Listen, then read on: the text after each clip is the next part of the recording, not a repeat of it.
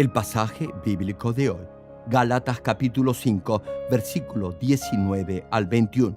Y manifiestas son las obras de la carne, que son adulterio, fornicación, inmundicia, lascivia, idolatría, hechicerías, enemistades, pleitos, celos, iras, contiendas, disensiones, herejías, envidias, homicidios, borracheras, orgías y cosas semejantes a estas, acerca de las cuales os amonesto, como ya os lo he dicho antes, que los que practican tales cosas no heredarán el reino de Dios.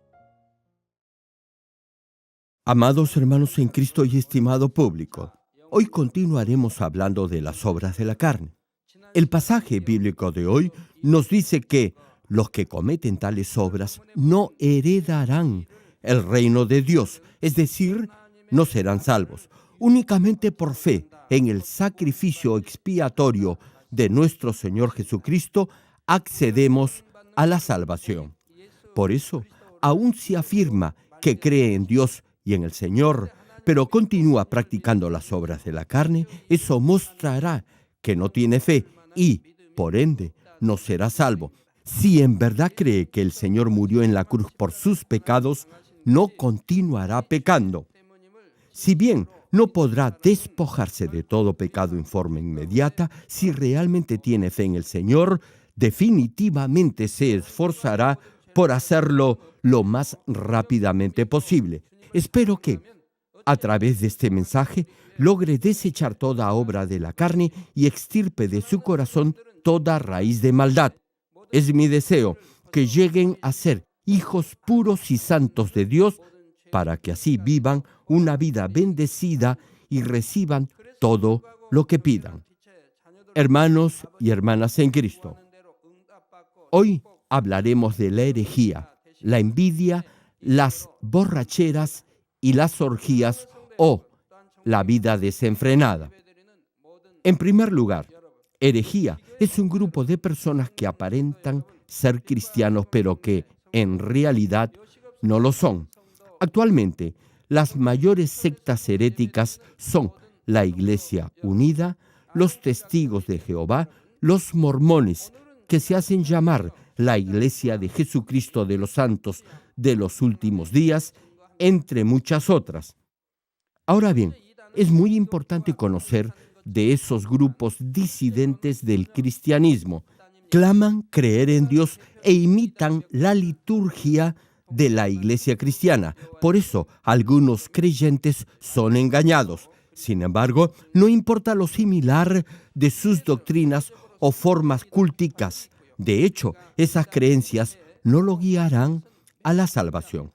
En Gálatas capítulo 1, versículo 8 leemos: «Mas si aún nosotros o un ángel del cielo os anunciare otro evangelio diferente del que os hemos anunciado, sea anatema». Es decir, esas doctrinas heréticas representan otro evangelio distinto y opuesto al verdadero evangelio del Señor Jesucristo, y los que lo aceptan y lo profesan con toda seguridad irán por la senda de la muerte eterna en el infierno. Por eso, Tito capítulo 3, versículo 10 menciona: «Al hombre que cause divisiones después de una y otra amonestación, deséchalo». Este versículo nos dice que, para que no seamos engañados, no debemos ni siquiera estar cerca de aquellos que fomentan la división dentro de la iglesia. Por cierto, si condena a una iglesia como herética, a pesar que no lo sea, eso también será un gran pecado. Igualmente, estará oponiéndose a Dios si critica a una congregación donde se manifiestan milagros y señales poderosas del Espíritu Santo, o a un pastor que revela el poder de Dios. Eso es blasfemar contra el Espíritu Santo, y ese pecado no le será perdonado. Hoy en día, muchos condenan a otros solo porque opinan en forma diferente, sin conocer el significado correcto de herejía. Espero que, al escuchar este mensaje, entiendan claramente el significado de herejía, para que no se dejen engañar ni condenen a otros injustamente y se encuentren oponiéndose a Dios. Por favor, no escuche a aquellos que, sin saber exactamente lo que es herejía ni apostasía, dicen que alguna iglesia o algún pastor es apóstata o herético. No los escuche. Ahora bien, vayamos primero a la definición bíblica de herejía. Segunda de Pedro, capítulo 2, versículo 1, dice: pero hubo también falsos profetas entre el pueblo, como habrá entre vosotros falsos maestros que introducirán encubiertamente herejías destructoras y aún negarán al Señor que los rescató, atrayendo sobre sí mismos destrucción repentina. Hermanos, el Señor derramó su sangre para comprarnos. El pasaje dice: y aún negarán al Señor que los rescató, atrayendo sobre sí mismos destrucción repentina. Por tanto, herejía es negar a Jesucristo como el único Salvador. Repito, herejía es negar al Señor Jesucristo, quien nos compró a precio de su sangre, es decir, es negar a Jesucristo como el Mesías Salvador. Algunos grupos heréticos afirman que Jesús no es el Hijo de Dios. Otros dicen que el Señor Jesús no pudo ser el Salvador porque murió en la cruz y por eso no llegó a cumplir su ministerio por completo y que, por lo tanto, es necesario que haya otro Salvador. Y luego afirman con el mayor desparpajo que el fundador de su grupo secta es el Salvador o es Dios. Particularmente, a mí me es bastante difícil entender a aquellos que se dejan engañar por esas patrañas y por esos pseudos gurúes.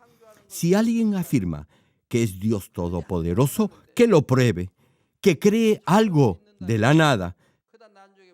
No obstante, esos charlatanes estafadores no pueden hacerlo, pero muchos les creen. Después se enteran que han muerto a causa de alguna enfermedad. Y lo más patético es que algunos de sus seguidores esperan que resucite. Repito, me es bastante difícil entender a aquellos que son engañados de esa manera. Hermanos, si todos comprendieran correctamente el mensaje de la cruz, no habría razón alguna para que lo engañaran. Este libro ha sido traducido a muchos idiomas y se está difundiendo en todo el mundo. Infinidad de personas ya lo han leído. Por ejemplo, ustedes ya saben las 4 condiciones para llegar a ser el Salvador y por qué solo el Señor Jesús cumple con esas 4 condiciones. A ver, repasémoslas. Primero, el Salvador debía ser un hombre. Solo un ser humano podía redimir de sus pecados a otro ser humano. Por eso, el Señor Jesús, quien es Dios mismo, tuvo que venir a esta tierra en cuerpo físico. Si sabe esto, no será engañado si alguien le dice que el Señor Jesús no es Dios porque vino como hombre. Por el contrario, usted mismo podrá explicarle claramente por qué el Señor tuvo que venir como hombre a esta tierra a pesar de ser el Hijo de Dios. Segundo, el Salvador no debía tener pecado original. Todos los hombres han heredado el pecado original de sus padres. Sin embargo, el Señor Jesús no tuvo pecado original porque fue concebido por el Espíritu Santo. No fue concebido por la unión del espermatozoide de un hombre con el óvulo de una mujer, sino por el Espíritu Santo. Por eso está calificado para perdonar a los pecadores de sus pecados. Tercero, el Salvador debía tener poder espiritual. Solo el Señor Jesús tiene poder para salvar a toda la humanidad porque no tuvo pecado original ni cometió ningún pecado personal. Desde el momento en que nació y hasta que fue crucificado, no cometió pecado alguno, solo vivió por la ley de Dios. De ahí que tiene poder para redimir a otros. Si sabe esto, no podrá ser engañado si alguien le dice que hay otro Salvador aparte del Señor Jesús. Por eso la palabra dice que no hay otro nombre bajo el cielo dado a los hombres por el cual podamos ser salvos. Hermanos, somos salvos solo a través del Señor Jesucristo. No obstante, hoy en día muchas religiones comprometen sus principios.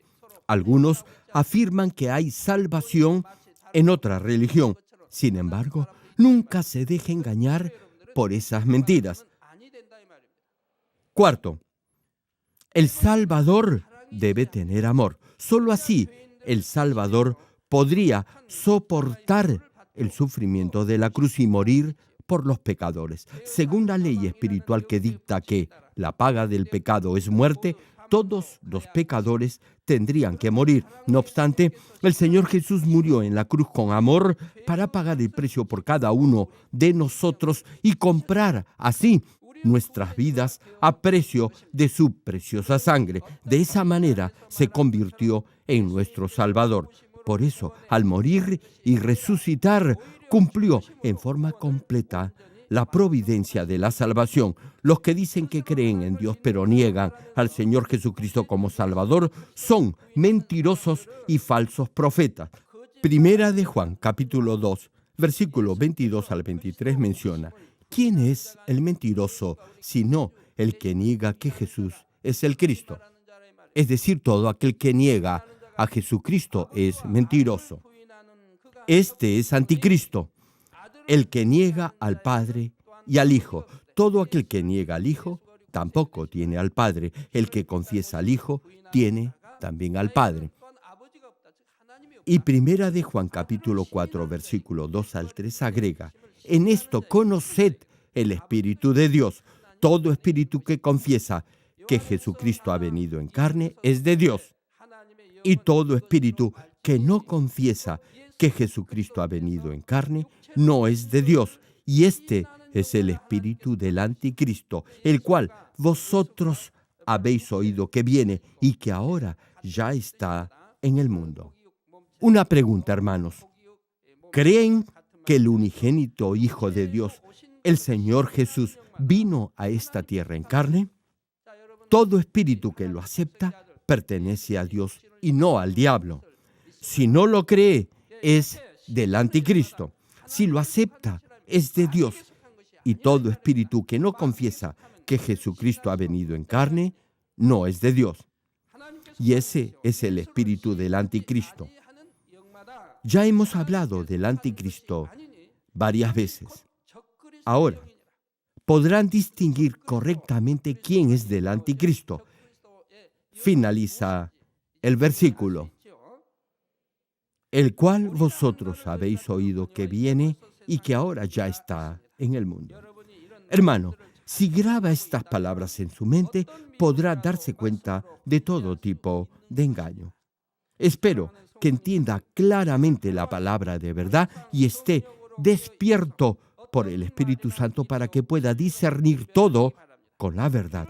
Hay muchos que condenan a otros como herejes sin ni siquiera saber por qué Jesucristo es el único Salvador.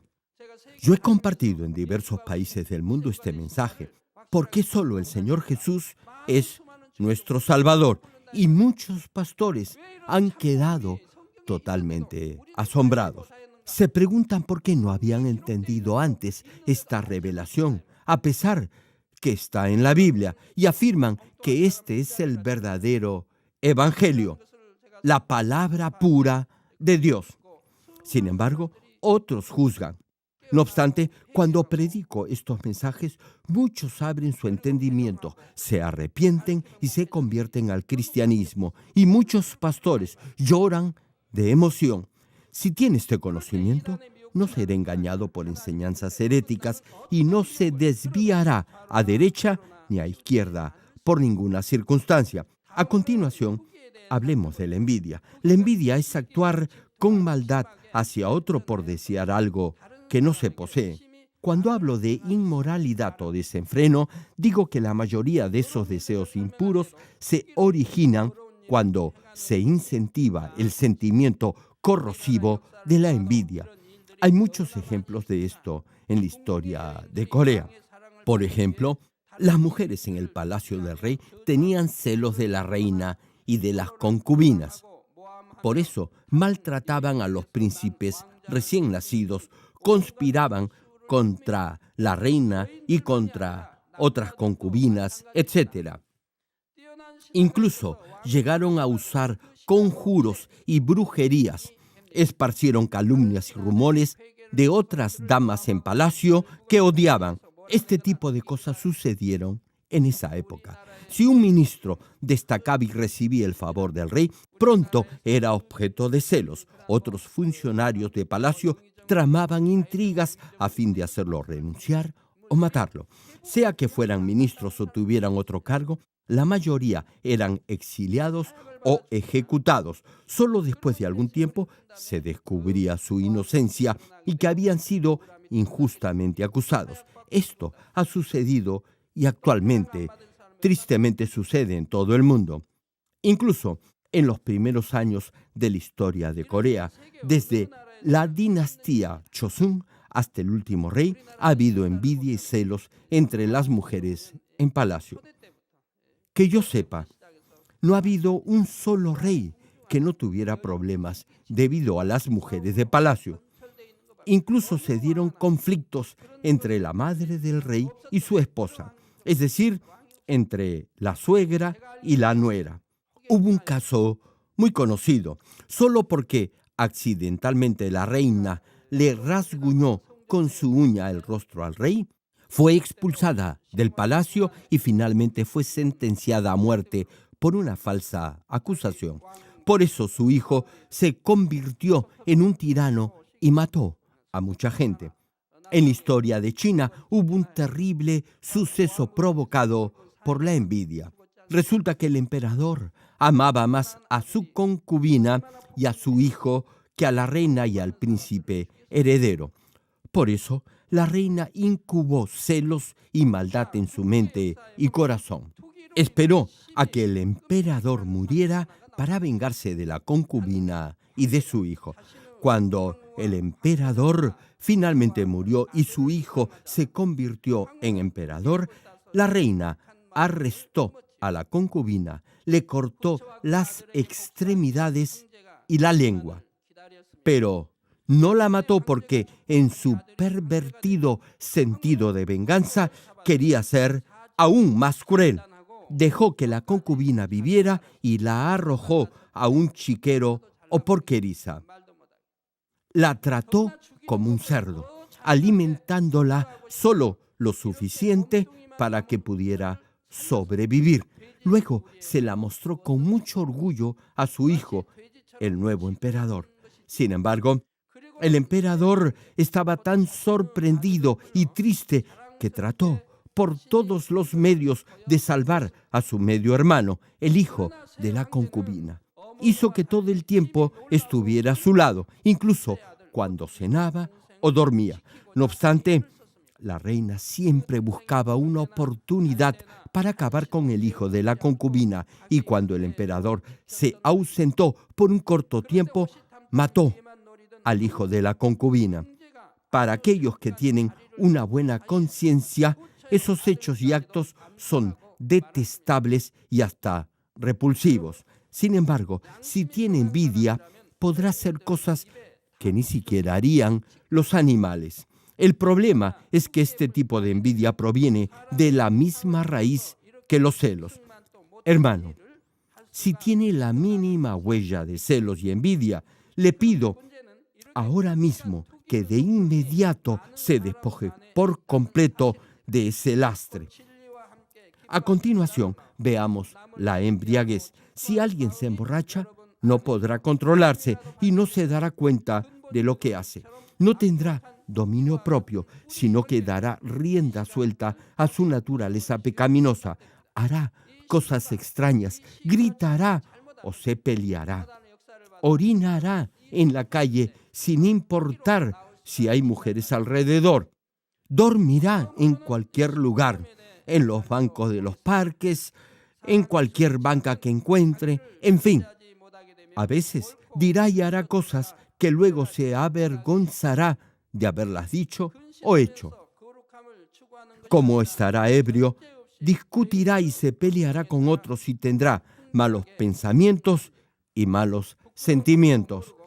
He leído que en el Talmud, que es un libro, una obra que recoge discusiones y principios o tradiciones de los rabinos judíos, se menciona algo que me ha llamado mucho la atención y dice, si Satanás está demasiado ocupado como para venir a los hombres, en su lugar envía el alcohol.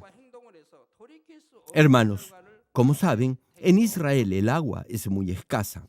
Por eso beben vino que lo hacen sin fermentar, es decir, sin alcohol.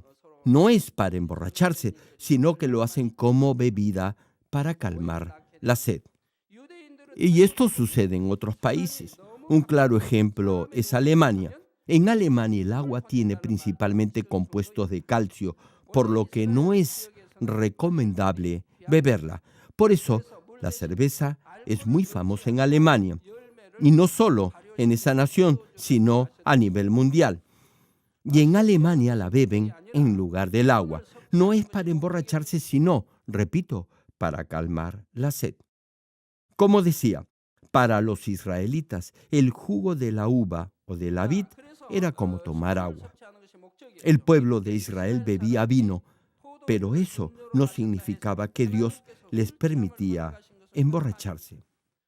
Proverbios capítulo 23, versículo 31 dice, no mires al vino cuando rojea, cuando resplandece su color en la copa, se entra suavemente. En otras palabras, ni siquiera mire la copa de vino, ni en cómo burbujea, ni en lo suave que se desliza.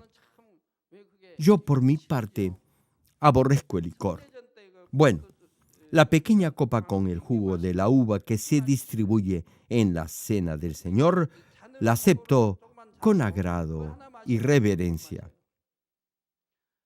Pero cuando algunos hermanos de la iglesia o algún otro pastor de otra congregación me obsequian jugo de uva, diciendo que es bueno para mi salud, no lo bebo. La oficina de la secretaría se encarga de eso. Incluso si me lo envían a mi residencia, no lo pruebo. Resulta demasiado fuerte para mí. Ahora bien, no estoy diciendo que es pecado beber ese jugo de la uva u otro jugo, pero para mí es demasiado fuerte. Incluso en los restaurantes ni siquiera bebo gaseosa. Generalmente la mezclo con otra bebida más suave y bebo solamente un sorbo. No puedo ni siquiera terminar un vaso. Como les decía, Dios nos dice que cortemos desde el principio con todo tipo de licor para que no seamos tentados. En Levítico capítulo 10, versículo 9, leemos lo siguiente: tú y tus hijos contigo no beberéis vino ni sidra cuando entréis en el tabernáculo de reunión para que no muráis. Estatuto perpetuo será para vuestras generaciones. Hermano, el pueblo de Israel vivía en el desierto en un clima bastante árido y debido al calor podían beber ese jugo de la vid para calmar la sed.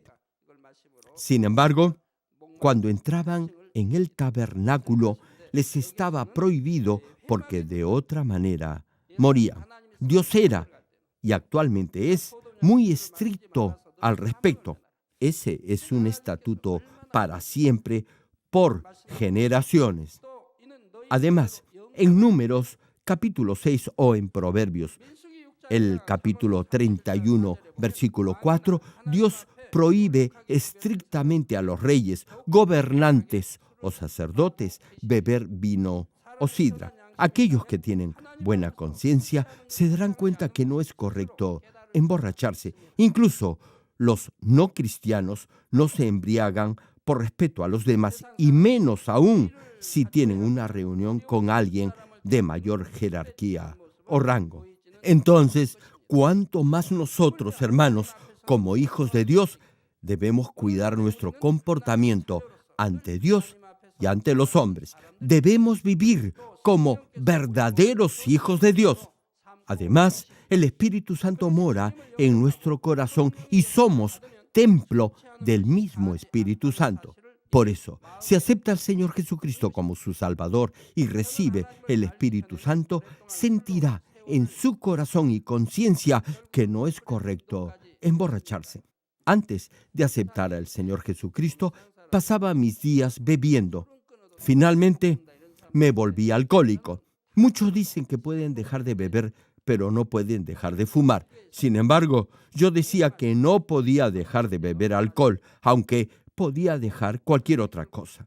Bebía todos los días, incluso cuando estaba comiendo. Por eso, repito, me volví alcohólico. Sin alcohol, no podía soportar los dolores de las enfermedades que padecía, ni la desesperación y tristeza que invadía mi corazón. Pero después de aceptar al Señor Jesucristo como mi Salvador, cuando iba a la iglesia, no bebía ni fumaba, a pesar que nadie me lo había enseñado.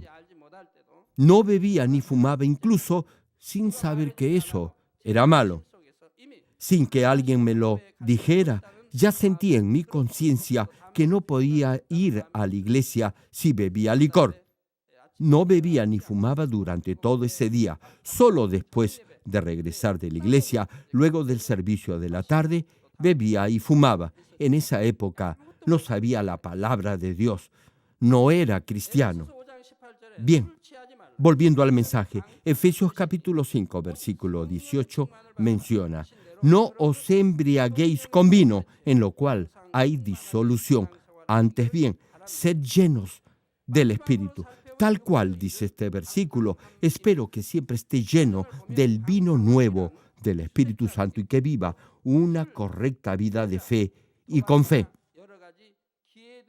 La última obra de la carne que veremos son las orgías o la vida desenfrenada. Según el diccionario, orgía es una fiesta desenfrenada donde se come, se bebe y se mantienen relaciones sexuales inmoderadamente. En este mundo hay quienes se entregan por completo a la satisfacción de sus bajas pasiones y deseos de lujuria y lascivia y luego no pueden salir de ese círculo de perversión. Algunas hermanas de nuestra iglesia pertenecen a la asociación Luz y Sal, que es un grupo misionero conformado por aquellos que laboran en grandes almacenes y negocios de distribución, en restaurantes, etcétera, que terminan su jornada de trabajo en horas de la noche. Luego de salir de sus centros de trabajo, solían ir a clubs nocturnos. Se emborrachaban y bailaban hasta la madrugada. Eso es lo que solían hacer antes. Ahora, por supuesto, ya no lo hacen. Y luego, al día siguiente, por la mala noche, no podían trabajar bien. Otro ejemplo de vida disipada es la ludopatía o la adicción al juego. Si un padre de familia es adicto al juego, toda la familia sufrirá. Cuando era niño, vi algo parecido. En el campo, después de cosechar los campos de cultivo de un año o luego de recibir su salario, los campesinos se reunían para apostar en un juego parecido al dominó. Ahora bien, algunos de ellos no jugaban por mera diversión, sino que llegaban a apostar el salario de todo el año. No sé si hasta ahora se hace lo mismo. Sin embargo, antes se contrataba a los jornaleros por un año. Algunas familias ricas y bien acomodadas tenían sus propios trabajadores. Por el salario anual, los labradores recibían de 5 a 10 sacos grandes de arroz. Si la cosecha o el campo era grande, recibían mínimo 9 sacos de arroz. Se trabajaba duro por un año, día y noche. Después de un año de labor, en otoño, en diciembre o en enero a más tardar, recibían esos jornaleros su salario anual. Pero muchos de ellos perdían todo lo que habían ganado en ese juego. ¿Se imaginan? ¡Qué locura!, ¿verdad? Trabajaban muy duro durante todo un año y después de recibir el salario, en vez de ahorrarlo, lo perdían jugando. Y nuevamente debían de trabajar por otro año y hacían lo mismo nuevamente. Y no eran pocos los que vivían así. A veces perdían su casa y todos sus bienes. Algunos de ellos incluso vendían a su propia familia para jugar. A veces dejaban a sus esposas como garantía de la apuesta. ¿Se imaginan?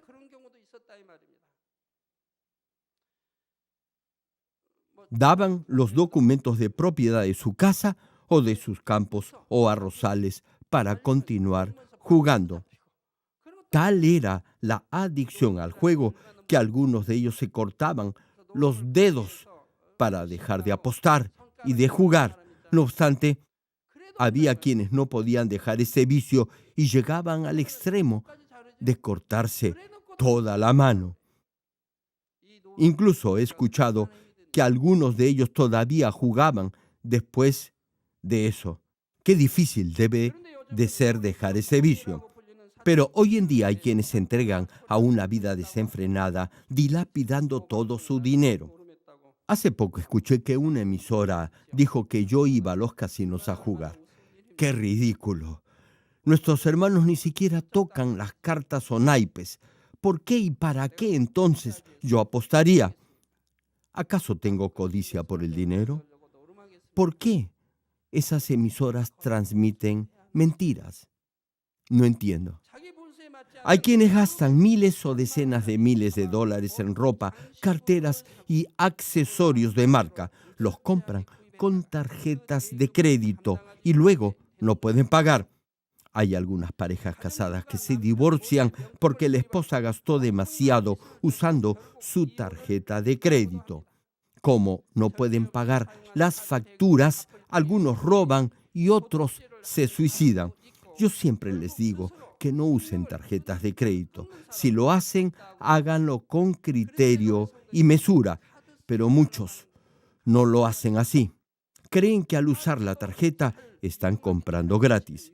También sacan dinero en efectivo y su deuda aumenta con una tasa de interés tan alta que luego no pueden asumirla. ¿Se imaginan cómo podrían los jóvenes que aún estudian pagar la deuda de sus tarjetas de crédito? Por eso, algunos roban o hacen otras cosas malas para obtener dinero o simplemente no pagan y se vuelven morosos de crédito. Yo, personalmente, he ayudado y aún ayudo a algunos de ellos y les he dicho que nunca más se vuelvan a endeudar. No tienen capacidad de pago. A algunos les pregunté cuánto debían y les di el dinero para el pago. Luego, después de algunos meses, les volví a preguntar si aún usaban sus tarjetas y si todavía tenían alguna cantidad de débito. Uno de ellos, una hermana, me dijo que todavía tenía deudas. Entonces, le di nuevamente dinero para que pagara lo que adeudaba. Pero luego me dijo que aún debía. Le pregunté si me estaba diciendo la verdad sobre la deuda que tenía, pero no me había mentido. Me dijo que ayudó a otra hermana a cancelar su deuda con el dinero que yo le había dado. Le di para que pagara su deuda, pero ella no lo hizo así, sino que ayudó a otra persona. Más tarde vi a esa otra persona a quien ella había ayudado que estaba manejando un buen auto. La hermana estaba en una situación de incumplimiento de pago de su tarjeta de crédito, pero le dio el dinero que yo le había dado a esa otra persona. Sin embargo, a quien ella había ayudado conducía un auto de lujo. Pregunto, ¿realmente necesitaba ayuda esa otra persona?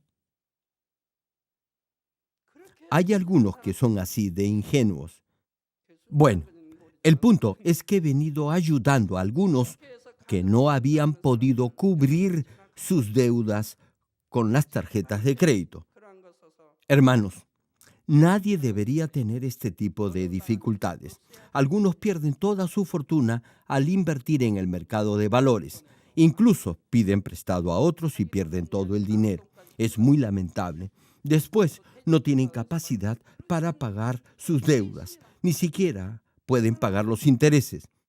También estoy ayudando a algunos de ellos. Les pido a todos ustedes, hermanos, que a partir de ahora sean fieles al reino de Dios y nunca vuelvan a contraer deudas. Asimismo, ayudo a aquellos que están trabajando duro para el reino de Dios. Todos esos problemas financieros se originan por los malos deseos de codicia y avaricia. Hermanos, no se ofendan, por favor. No puedo evitar hablar de eso, porque son muchos los que enfrentan esta clase de dificultades.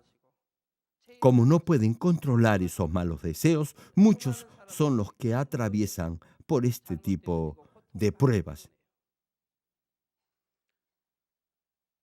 Primera de Tesalonicenses capítulo 4, versículo 3 nos dice, pues la voluntad de Dios es vuestra santificación. Es decir, los hijos de Dios jamás deberían involucrarse en esta clase de vida disipada. Si a pesar de haber aceptado al Señor Jesucristo como su Salvador, sigue viviendo en borracheras y juergas, no podrá consagrar su corazón al Señor ni recibir la fuerza necesaria para desechar el pecado y alcanzar la santidad.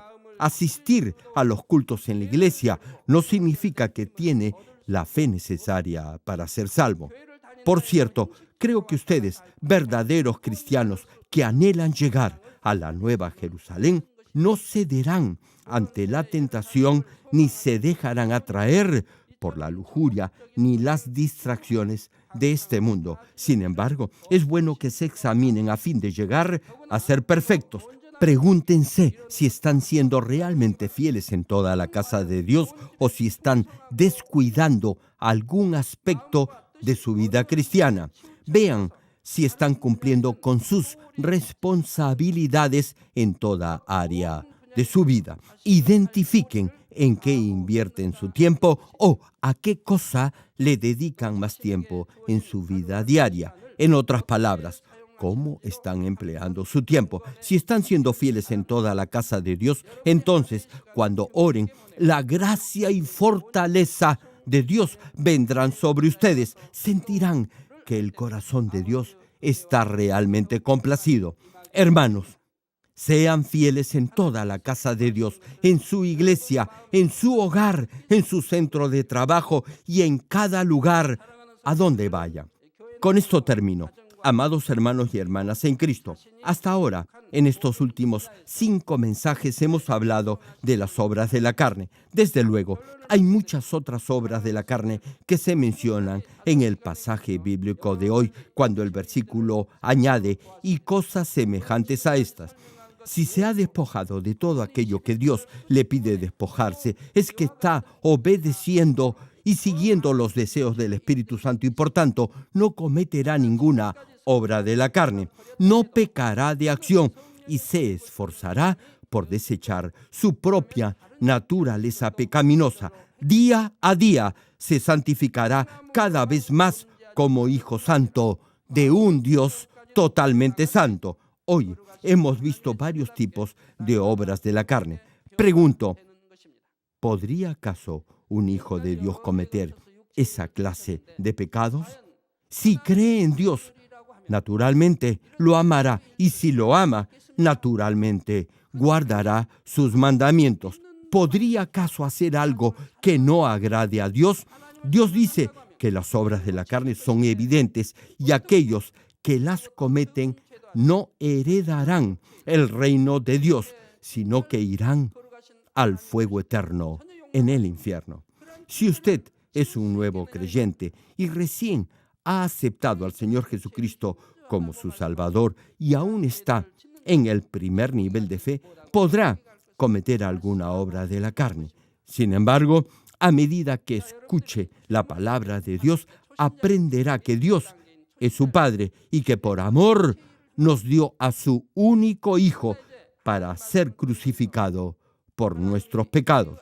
Así sabrá que Dios es amor y que lo ama, y también sabrá cuánto lo ama nuestro único Salvador, el Señor Jesucristo. A medida que aprenda del amor de Dios y del Señor, creerá en la palabra de Dios y llegará a amarlo más y más. Y como lo amará, guardará sus mandamientos y cortará con toda obra de la carne. Así llegará al segundo nivel de fe. En el segundo nivel de fe, a veces podrá pecar, pero inmediatamente se arrepentirá y dejará el pecado. Finalmente, cortará por completo con todo tipo de obra de la carne. Entonces llegará al tercer nivel de fe. En el tercer nivel, luchará contra la naturaleza pecaminosa que hay en su corazón. Hermano, si ha sido cristiano por un buen tiempo, se supone que debería estar mínimo en el tercer nivel de fe. Si usted es diácono, definitivamente deberá estar al menos en el tercer nivel de fe. No obstante, digamos que ya está en ese tercer nivel y comete alguna obra de la carne. Eso significará que habrá descendido al primer nivel de fe. Ahora bien, ¿qué dice la Biblia sobre esto?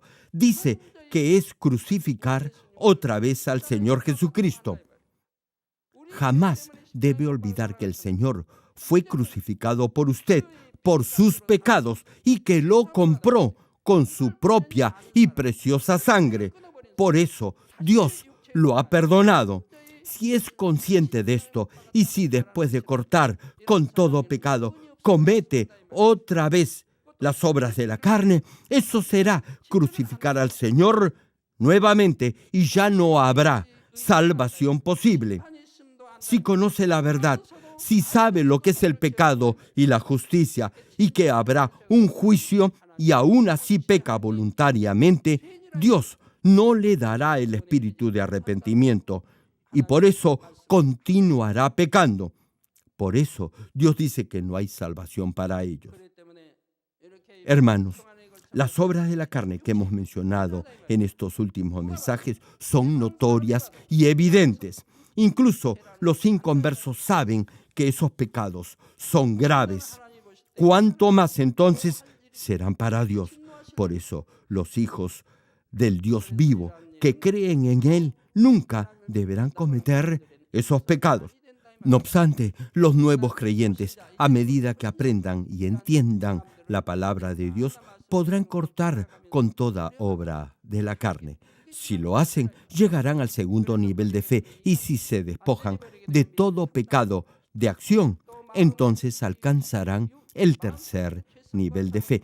En ese momento comenzarán a luchar contra la naturaleza pecaminosa en su corazón, y si llegan a despojarse de esa naturaleza, alcanzarán el cuarto nivel de fe.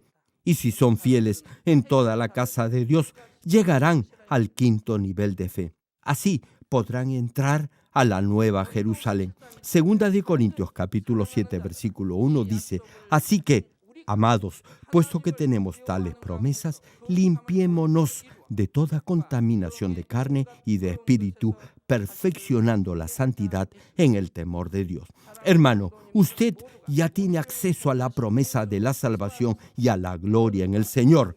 Pero esa promesa se hará realidad solo para aquellos que obedecen la palabra de Dios con verdadera fe. Lo animo a que deseche toda inmundicia de espíritu y de carne hasta que esa promesa se haga realidad. Oro en el nombre de nuestro amado Señor Jesucristo para que termine su carrera de la fe y esté preparado para encontrarse con el Señor como hijo santo de un Dios santo. Ahora oraré por todos aquellos que están enfermos. Coloquen su mano en la parte enferma o adolorida de su cuerpo y reciban esta oración por fe. Si usted no está enfermo, pero desea que Dios le conceda los deseos de su corazón, coloque su mano sobre su pecho y reciba esta oración con fe. El obrar del todopoderoso Dios que trasciende el tiempo y el espacio obrará de acuerdo a su fe. No importa dónde se encuentre, si recibe esta oración con fe, con toda seguridad experimentará el asombroso poder de Dios. Aleluya. Dios Todopoderoso de amor, pon tu mano sobre tus hijos y sobre todos aquellos que están viendo y escuchando esta oración a través de la televisión y de cualquier medio de comunicación. Extiende tu mano y manifiesta tu poder y tu obrar que trasciende el tiempo y el espacio en todo aquel que está recibiendo esta oración por fe en cualquier parte del mundo. Da a cada uno de ellos la fe necesaria para que puedan creer y se despojen de todo pensamiento negativo y toda duda. Quita de ellos todas sus cargas y sufrimientos. Quema por el fuego del Espíritu Santo y limpia con la sangre de nuestro Señor Jesucristo desde la cabeza a los pies, las vísceras y los intestinos, cada coyuntura y todo nervio, tejido y célula. Ordeno en el nombre de Jesucristo al enemigo, el diablo y Satanás, a toda enfermedad, virus y bacteria y toda debilidad, fuera. Toda enfermedad contagiosa, fuera. Quema con el fuego del Espíritu Santo toda enfermedad terminal, hipertensión, diabetes, enfermedades de la piel e inflamación, fuera. En el nombre del Señor Jesucristo, sana todo tipo de cáncer gástrico, cáncer al pulmón, al útero, a la próstata, cáncer intestinal, cáncer a la piel, sida, leucemia, apoplejía cerebral, enfermedades cardiovasculares, pulmonares y todo tipo de dolencias y enfermedades que afectan a la mujer. Quema con el fuego del Espíritu Santo toda polio, parálisis, artritis y hernia a los discos de la columna. Que todo dolor, lumbago, dolor de cabeza y todo tipo de neuralgia desaparezca. Sana todo tipo de resfrío, gripe, fatiga y enfermedad a la tiroides, epilepsia, autismo, depresión, crisis de nervios y todo tipo de enfermedades mentales, fuera. Pon paz y gozo en los corazones de tus hijos. Padre, te pido en el nombre del Señor Jesucristo que fortalezcas toda parte del cuerpo que esté débil, que los paralíticos, tullidos y cojos caminen, que los que tienen la vista nublada se les aclare, que los que tienen problemas para oír puedan oír bien, que los ciegos puedan ver, los sordos puedan oír y los mudos empiecen a hablar. Padre, bendice a aquellos que no pueden tener hijos, restaura los huesos fracturados y haz perfecta y nueva toda parte quemada de los cuerpos. Libera con el fuego del Espíritu Santo a los que son adictos a alguna droga o narcótico. Revive los nervios y las células muertas. Que toda oscuridad, tinieblas y todo espíritu maligno salga de la vida de tus hijos. Ordeno en el nombre de Jesucristo al enemigo, el diablo y a Satanás y a toda potestad del aire, fuera. Todo poder de las tinieblas, espíritus malignos, espíritus perversos, deshonestos, espíritus engañadores, astutos, espíritus de división, fuera. Que toda cadena de injusticia y toda atadura se rompa. Que la luz de tu Espíritu resplandezca en sus vidas. Dios Padre, fortalece sus espíritus y sus cuerpos. Dales la fortaleza necesaria para que puedan clamar a ti. Fortalécelos para que puedan despojarse de todo pecado y vivan en santidad. Que sus almas prosperen y que todo en sus vidas les vaya bien. Responde a los deseos de su corazón, a su clamor y a sus oraciones. Auméntales la fe, la esperanza y el amor, y que sus familias también puedan oír y creer en las buenas nuevas del Evangelio. Protégelos de todo accidente y desastre y bendícelos para que lleven una vida próspera y sin inconvenientes. Protege a tus hijos en sus hogares, trabajos y negocios con el fuego del Espíritu Santo. Bendícelos en su entrada y en su salida y en todo lugar a donde vayan, y bendícelos para que puedan prestar y nunca pedir prestado. Dale sabiduría y entendimiento y que sean llenos del Espíritu Santo. Da a todos los ministros y siervos del Señor la capacidad para llevar a cabo bien sus deberes, y que haya también un gran avivamiento en cada iglesia. Guía a tus hijos para que puedan darte gloria en todo lo que hagan. Manifiesta tus obras para que con sus labios puedan testificar que han conocido al Dios vivo y que tú los has bendecido. Gracias, Padre. Toda la gloria sea para ti. He orado en el nombre de nuestro Señor Jesucristo. 기도하옵나이다. 아멘.